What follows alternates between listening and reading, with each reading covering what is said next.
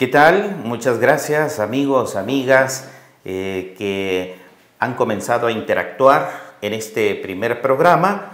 Pues me ha dado mucho gusto que comiencen a seguirnos en las redes sociales de este canal. Y bueno, agradecer a aquellos que amablemente han interactuado y a aquellos que han visto el programa, ¿verdad? Y como siempre, solo pedirles encarecidamente que interactúen, que dialoguemos, que discutamos sobre los temas que vamos abordando en los distintos programas, pero que lo hagamos con respeto, ¿verdad? Sin fanatismos. Podemos hablar, podemos dialogar, podemos discutir, debatir con respeto, ¿verdad? De eso se trata la comunicación. Y para eso estamos aquí, para discutir temas en ese orden. Bueno, en el marco del estado de excepción, les cuento que ya se reportan más de 14.500 personas que han sido capturadas. Capturadas, no necesariamente que sean delincuentes, porque la realidad nos está demostrando que hay muchas de esas personas que han sido detenidas por parecer, por llenar cupos. Esto lo han dicho algunos policías, ¿verdad? Y también por vivir en zonas estigmatizadas, en comunidades, en colonias con cierto peligro y presencia de organizaciones pandilleriles. La cifra de por sí ya es alarmante, debido al poco tiempo que lleva el decreto de estado de excepción, que fue aprobado el pasado 27 de marzo.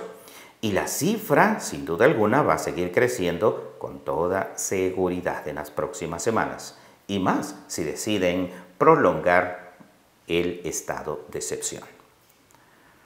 Bueno, otro dato que hemos conocido a través de los medios de comunicación es que la cifra de personas sin vida, es decir, de personas que han fallecido en el marco de este estado de excepción y como consecuencia directa de él, ya se eleva a 4.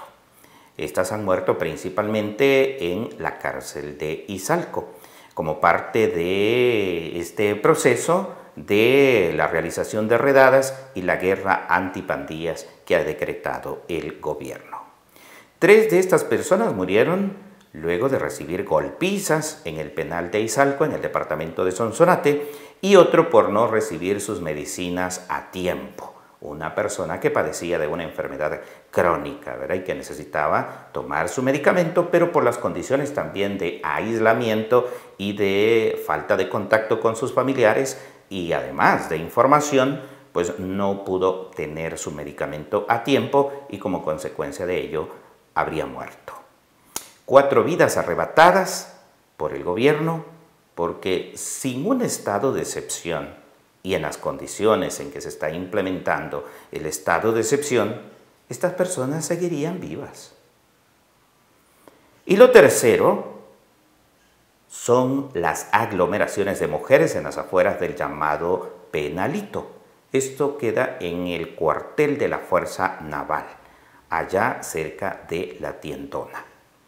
Allí se juntan todas las mañanas grupos de mujeres de todas las edades. Allí hay abuelas, allí hay madres, hay esposas, hijas, hermanas, todas tratando de obtener información sobre sus familiares detenidos en las redadas, usualmente en la noche anterior, ¿verdad? De estas 3 realidades hablaremos en el programa de hoy. Cuando el presidente de la República tuiteó que la población honrada no debería de temerle al estado de excepción y agregó que solo se debían de preocupar a aquellas personas que fueran delincuentes o que las autoridades consideraran que lo era, allí estaba dándole un amplio margen de discrecionalidad a las autoridades militares y policiales para que actuaran con arbitrariedad, que es lo que hemos visto últimamente, ¿verdad? Lo cual reforzó horas después con otro tuit pidiendo a los jefes militares y policiales que dejaran a las tropas de campo hacer su trabajo y que más bien los defendieran de posibles señalamientos. Es decir, lo que se estaba haciendo aquí dando un margen de acción amplio para que aquellas personas o aquellos agentes y aquellos militares que quisieran hacer posiblemente hasta actos de venganza por alguna experiencia pasada, pudieran hacerlo. Y esto no es nuevo, ha ocurrido en otros procesos similares a este. Recordemos las famosas mano dura, supermano dura y luego las medidas extraordinarias de los gobiernos pasados, ¿verdad? Con ese amplio margen de discrecionalidad, policías y soldados se dieron a la tarea de ir a las distintas colonias en su cacería de miembros de pandillas. Pero también se están llevando detenidos a decenas de personas que no tienen nada que ver con pandillas y sobre todo jóvenes que no pertenecen a estructuras criminales ni tampoco colaboran con ellas, como suele ser el argumento de las autoridades. Su único pecado es vivir en esas mismas colonias y comunidades, donde viven los pandilleros, obviamente. Son los errores, el 1%, ha dicho el mismo presidente de la República. Pero vaya, 1%, con 4 personas que han fallecido. En esas redadas se han ido en cuenta personas inocentes, como César, un estudiante de 5º año de ingeniería de la UCA, quien fue detenido y acusado de colaborar con las pandillas y que tuvo que pasar, fíjese usted, 8 horas en el penalito de Lourdes, porque allá en Lourdes hay otro penalito, ¿verdad?, donde se están llevando todas las personas que son detenidas en el Departamento de la Libertad. Y fue llevado allí por el único hecho de vivir en un lugar que es considerado como de alta presencia de pandillas y por ello fue considerado como sospechoso de colaborar con estas organizaciones. Veamos otro caso que llama bastante la atención y es el de 2 hombres que fueron capturados en la ciudad portuaria de Acajutla. Ellos fueron acusados de ser pandilleros y como prueba de descargo, la familia ha tenido que salir públicamente a recordar que ellos ayudaron a recoger firmas para la fundación del partido Nuevas Ideas y que prestaron su casa para las reuniones de organización de este mismo partido. Y luego han dicho que han sido fieles seguidores del presidente Nayib Bukele. Por lo tanto, le piden que interceda para la liberación de estas 2 personas. Pero pese a ello, los cateos en sus casas no se han detenido. Siento que estamos como en los años 80, ha dicho la madre de uno de esos detenidos. Vea usted, la sensación que está reviviendo una persona de aproximadamente 70 años, 75 años. Dijo, siento que estamos regresando como en los años 80. A la lista de estas detenciones arbitrarias se suma una persona también con discapacidad, una persona con discapacidad mental, además de artistas del tatuaje, trabajadores de restaurantes y muchos otros. Se recuerdan el famoso caso de los trabajadores de restaurante del Volcán, ¿verdad? Y muchos otros, cuyos casos todavía no conocemos porque son personas que no han sido reconocidas públicamente, que no han tenido la influencia o amistades con capacidad de colocar sus casos en las redes sociales e interceder por ellas, ¿verdad? Hay muchos que seguramente están detrás de las Bartolinas, siendo o esperando más bien que se inicie el proceso judicial en este espacio, en esta condición de la oscuridad, del silencio. Cuando se aprobó la suspensión de las garantías constitucionales, como el derecho a la defensa, se dijo que se ampliarían los plazos de la detención provisional de 3 hasta 15 días.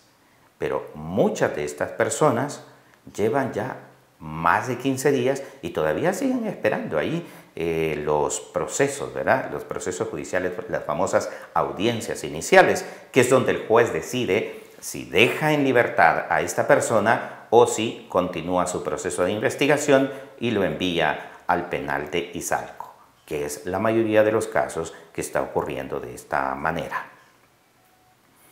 En estos procesos, los abogados, incluyendo defensores de la Fiscalía de la Procuraduría General de la República y además de defensores privados, se están quejando de que no les dejan participar de las audiencias.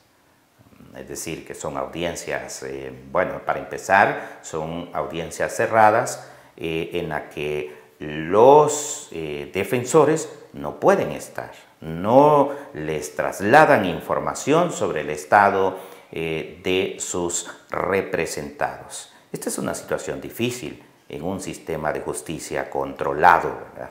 Es parte de lo que se esperaba que ocurriera en el marco del estado de excepción y la suspensión de algunas garantías constitucionales. Bueno, así las cosas.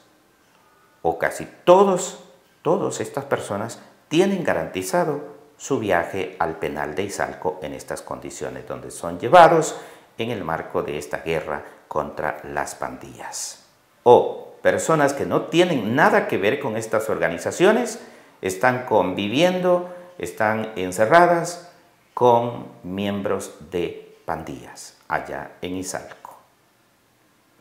Bueno, a esto se suma otro elemento importante que pone en temor a mucha parte de la población, y es que los operativos de combate al crimen que no se detienen, y está bien que los realicen. Lo que está mal es la falta de estas garantías mínimas para la aplicación de la ley y de la justicia. Y digo de la justicia, porque hay que aclarar también que no muchos ciudadanos entienden la justicia como tal. Muchos pensarán que el sentimiento de venganza es justicia, y no. Son dos cosas totalmente distintas. Cuando se busca venganza, pues se busca el cumplimiento de la ley, los procedimientos de ley, el respeto de los derechos, etcétera, ¿verdad? Y la venganza es aquella que pide fuego, es aquella que pide mátenlos, es aquella que pide crucifíquenlos. Es un acto primario. Entonces, esto es aclamado por muchos, pero veamos. La justicia responde a la voluntad, en este caso, ¿verdad? Estamos viendo que la justicia responde a la voluntad de un solo hombre, siguiendo el esquema siguiente. Un presidente que ordena, un fiscal y un cuerpo policial y militar que obedecen, y un órgano judicial que tiembla bajo las amenazas del presidente de la República.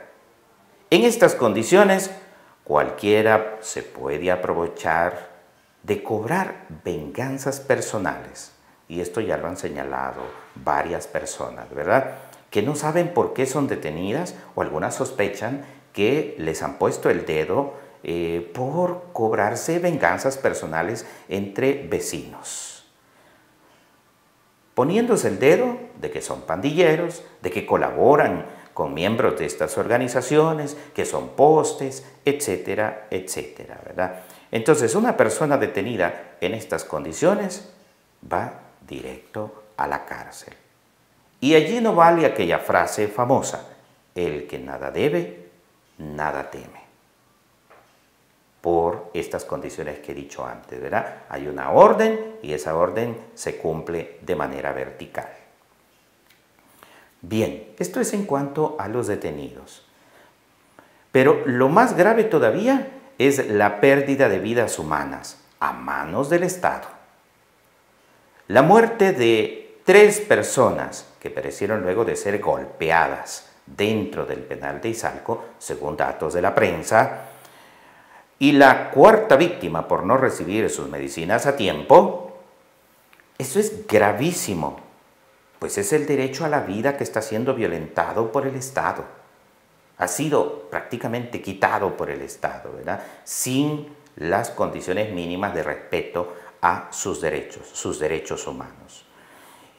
Y ojalá la Procuraduría para la Defensa de los Derechos Humanos esté registrando y esté investigando estos casos. Pues vale decir también que la Procuraduría de Derechos Humanos la hemos visto un tanto callada últimamente, ¿verdad? Pese a ser una entidad que debería de estar muy activa en estos momentos, vigilando, supervisando el actuar del Estado para que estos abusos en contra de los derechos humanos de la población no se sigan cometiendo. Al penal de Izalco están metiendo población pandillera con gente común, ya lo hemos dicho. Hay detenidos que padecen enfermedades crónicas a quienes, si no se les garantiza el medicamento a tiempo, pueden morir, como este caso que ya mencionamos antes. Seguramente muchos dirán, con odio, que está bien que mueran esos criminales que tanto daño han hecho al país, refiriéndose por supuesto a las pandillas. Pero entre estos detenidos hay población civil que no es nada, que nada debe, que no ha cometido delitos y que ha sido llevada por parecer o por vivir en una zona de pandillas. Bueno, a veces las autoridades han detenido a personas por llevar tatuajes artísticos. No hay diferenciación entre un tatuaje alusivo de pandillas y un tatuaje artístico. Incluso es necesario recordar que los estados también están obligados a respetar los derechos humanos, ¿verdad? Y el más fundamental, que es el derecho humano a la vida, sin importar si es o no culpable de algún delito. Bueno, son 4 víctimas, son 4 familias que han sido dañadas directamente. Hay esposas, hay hijos, hay madres que están viviendo luto por este abuso de poder. Y si hay hijos que se han quedado sin esos padres, esos 4 padres. ¿Qué va a asumir el Estado? Habría que verlo, ¿verdad? Habría que ver si incluso el Estado va a ser responsable posterior a raíz de algunas demandas que estas familias pudieran presentar por reparación a esos daños.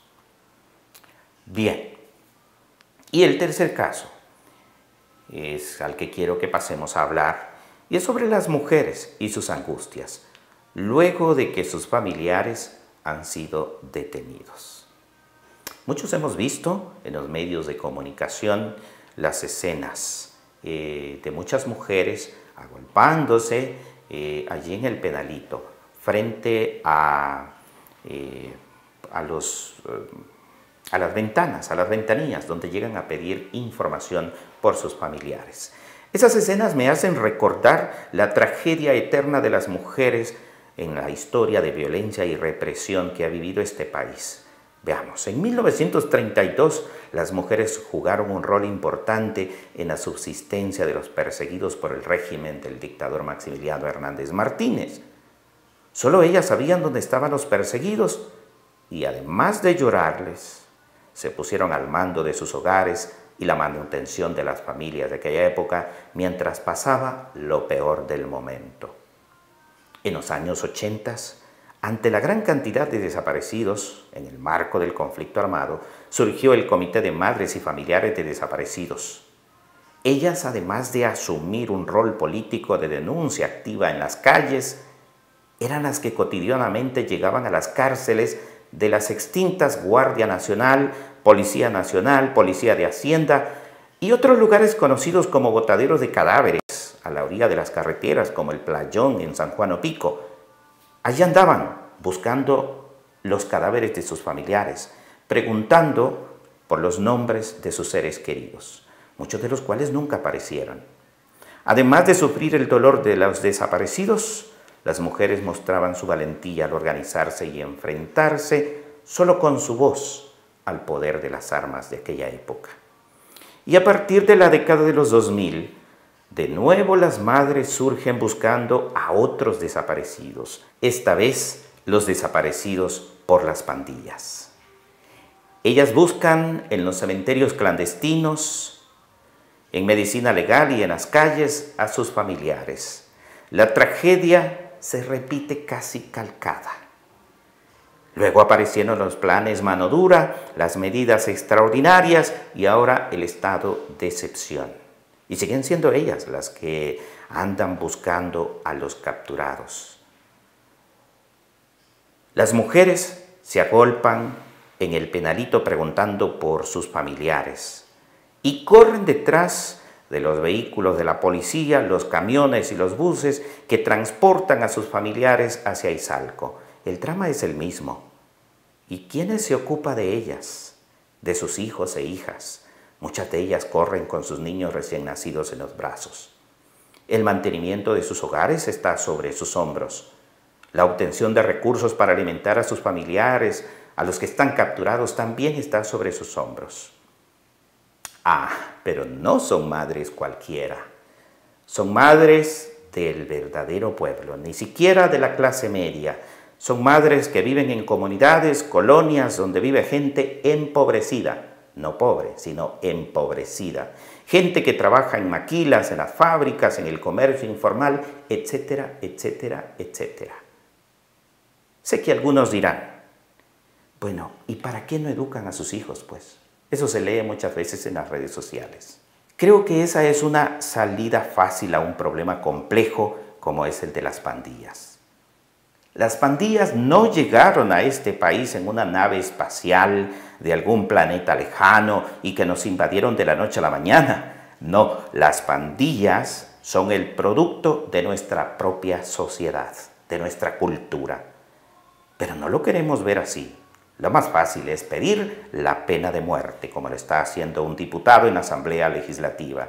Como si así de fácil fuera eliminar a 80,000 pandilleros, según los datos que ha dado, o más bien que ha tuiteado, el mismo presidente de la República. Les dejo esto último para reflexión. Nos vemos en el próximo programa.